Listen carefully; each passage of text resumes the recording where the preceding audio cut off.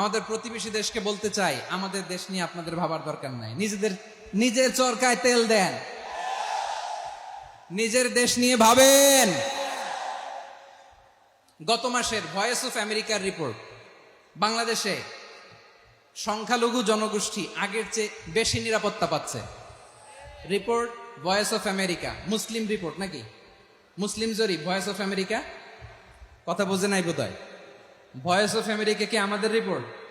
না, voice of আমেরিকার জরিপ, বাংলাদেশের সংখ্যালঘু জনগোষ্ঠী আগের চেয়ে ভালো নিরাপত্তা পাচ্ছে।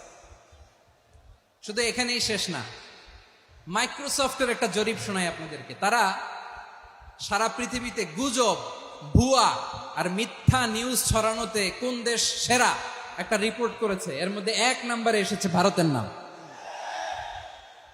মাইক্রোসফট তো মুসলমানরা চালায় না? কথা বোঝে নাই বোধহয়। প্রতিবেশী দেশকে বলবো, আপনারা নিজের চরকায় তেল দেন, আপনারাও শান্তিতে থাকেন, আমাদেরকেও শান্তিতে থাকতে দেন। অ্যাডভোকেট আলিফ হত্যাকাণ্ডে গোটা বাংলাদেশ আমরা ধৈর্যের পরাকাষ্ঠা দেখিয়েছে। চিল্লায় বলেন ঠিক কিনা? আমাদের নেতা আমাদেরকে ডেকেছে, আমরা শান্ত থেকেছি। আমরা শান্ত থাকতে চাই, আমরা ঐক্যবদ্ধ থাকতে চাই। যে কোনো ষড়যন্ত্র রুখে দেওয়ার জন্য ঐক্যবদ্ধ প্রচেষ্টার কোনো বিকল্প নাই। তাই আজকের আলোচনার ছোট্ট একটা টপিক আমি শিরোনাম ঠিক করেছি, আমাদের জীবনে, সমাজ জীবনে, ধর্মীয় জীবনে, রাষ্ট্রীয় জীবনে ঐক্যবদ্ধ থাকার গুরুত্ব। এবার আওয়াজ করে পেকুয়ার ভাইয়েরা বলেন, আমরা ঐক্যবদ্ধ জীবনযাপন করতে চাই কি চাই না? আল্লাহ তাআলা সে নির্দেশনাই দিচ্ছেন।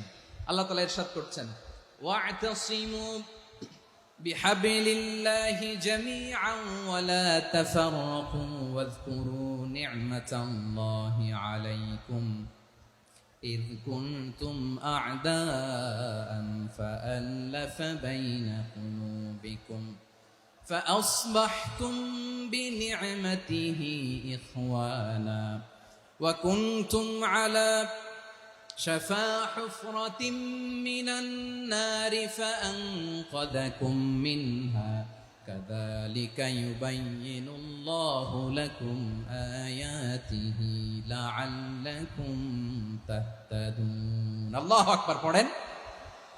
আল্লাহ বললেন, ও গোলামেরা শোনো, ওয়া'তাসিমু বিহাবলিল্লাহি জামিআ, ও আমার গোলামেরা সবাই মিলে আল্লাহর রশিকে আঁকড়ে ধরো। আল্লাহর রশি হলো ইসলাম, আল্লাহর রশি হলো কোরআন। আল্লাহ বললেন, কোরআনকে আঁকড়ে ধরো, ইসলামকে আঁকড়ে ধরো। একা একা আঁকড়ে ধরলে চলবে না, জামিয়া, সবাই মিলে আঁকড়ে ধরো। এই আদেশটা আমাদের জন্য দান করেছেন কে? আল্লাহ তাআলার নির্দেশ, ওয়া'তাসিমু বিহাবলিল্লাহি জামিআ,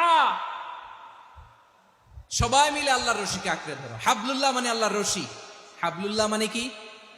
রশি। এই হাবলুল্লাহ, আল্লাহর রশি বা আল্লাহর রজ্জু দ্বারা উদ্দেশ্য হচ্ছে ইসলাম।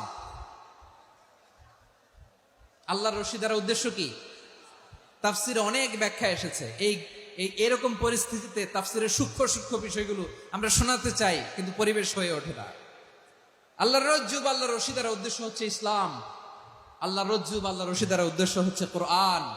কারণ কোরআন আমাদেরকে ঐক্যবদ্ধ করে, ইসলাম আমাদেরকে ঐক্যবদ্ধ করে। চিল্লায় বলেন ঠিক কিনা? এজন্য আল্লাহ বললেন, তোমরা আমার রশিকে আঁকড়ে ধরো, বিচ্ছিন্ন হয় না। আমার দেয়া নেয়ামতগুলো স্মরণ করো। যখন তোমরা ছিলে শত্রু, তোমাদের মধ্যে হৃদয়ে আমি আল্লাহ ভালোবাসা ঢেলে দিলাম, ফলে তোমরা সবাই ভাই ভাই হয়ে গেলে। তোমরা সবাই ছিলে জাহান্নামের কিনারায়, জ্বলন্ত অগ্নিকাণ্ডের পাশে। আমি আল্লাহ দয়া করে ঈমানের বদৌলতে তোমাদেরকে আগুন থেকে ফেরালাম। আমি আল্লাহ দয়া করে তোমাদেরকে জান্নাতের পথ দেখিয়ে দিলাম। সুবহানাল্লাহ পড়েন। এমন পথ দেখালাম যে পথ তোমাদেরকে জান্নাতে নিয়ে যাবে, পথের দিশা তোমরা পাবে। লাআল্লাকুম তাহতাদুন। প্রিয় ভাইরা, তাহলে আমাদের যে ঐক্যবদ্ধ থাকতে হবে, এই নির্দেশটা কার? নাকি মন মতো আমি বানায় বলতেছি? আওয়াজ করে বলুন, নির্দেশটা কার? আল্লাহ। তাহলে আমাদেরকে ঐক্যবদ্ধ জীবন যাপন করতে হবে। প্রিয় ভাইরা, ইসলাম আমাদেরকে ঐক্যবদ্ধ করে। ইসলাম আমাদেরকে কি করে? সংঘবদ্ধ করে, ঐক্যবদ্ধ করে। বিচ্ছিন্ন হওয়া যাবে না। বিরোধ, বিচ্ছিন্নতা, মতানৈক্য, এগুলো আমাদেরকে ধ্বংস করে, আমাদেরকে দুর্বল করে। আর আমাদের ঐক্যবদ্ধ প্রচেষ্টা আমাদেরকে বিজয়ের দিকে এক ধাপ এগিয়ে নেয়। চিল্লায় বলেন ঠিক কিনা? এজন্য আল্লাহ বললেন ওয়াতাসিমু বিহাবলিল্লাহি জামিআ, তোমরা আল্লাহর রশিকে আঁকড়ে ধরো, তোমরা ঐক্যবদ্ধ জীবন যাপন করো, তোমরা বিচ্ছিন্ন হয়েও না। বিচ্ছিন্ন হইলে লস, ঐক্যবদ্ধ হলে সেখানে কল্যাণ আছে না নাই? মাইকে কি সমস্যা হয়েছে কোনো? হ্যাঁ, এবার ঠিক আছে। প্রিয় ভাইয়েরা, শেষ করে দেই না? তাইলে শেষ করে দিব তো। গত 2 দিন আগে এসে বসে আছেন, আর আমি আসার 20 মিনিটের মধ্যে উঠে যাচ্ছেন কেন? আর সহ্য হচ্ছে না? আর পারতেছেন না? হ্যাঁ, বসেন। যাদের খুব জরুরত তাদেরকে বের হইতে দেন। অনেকে সকাল থেকে বসে আছে, ওয়াশরুমে যেতে হবে, সারাদিন কিছু খায় নাই, পাগলের মতো বসে আছে। আমি জানি, সব রিপোর্ট আছে আমার কাছে। মেহেরবানি করে বিশৃঙ্খলা করবেন না, আল্লাহর ওয়াস্তে, আল্লাহর ওয়াস্তে। যাদের কষ্ট হচ্ছে বের হয়ে যান। আরো কয়েক মিনিট কথা বলে আমরা শেষ করব। আল্লাহর ওয়াস্তে, আল্লাহর ওয়াস্তে বলার পরেও এরকম বিশৃঙ্খলা করা মোটেও কাম্য নয়। প্রিয় ভাইয়েরা, আল্লাহর ওয়াস্তে, এই শব্দটা কতবার ইউজ করেছি আমি, আল্লাহর ওয়াস্তে। আপনার বুক কাঁপে না? হ্যাঁ, ভয় হয় না আল্লাহর? একটু থামেন, একটু থামেন, মেহেরবানি করে, মেহেরবানি করে। এই তো, হ্যাঁ, মাশাআল্লাহ।